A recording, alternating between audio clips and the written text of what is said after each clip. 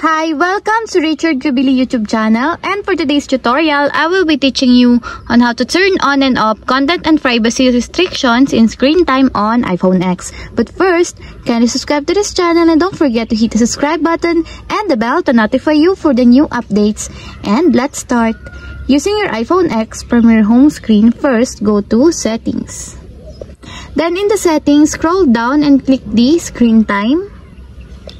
Then after that, in the screen time, scroll down again and click the content and privacy restrictions.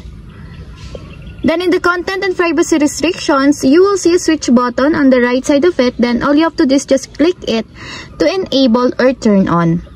And if you want to disable, just click again the switch button. And that's it. We have successfully turned on and off content and privacy restrictions in screen time on iPhone X. If you have a question, kindly comment down below and don't forget to hit the subscribe button and the bell to notify you for the new updates. And thank you for watching!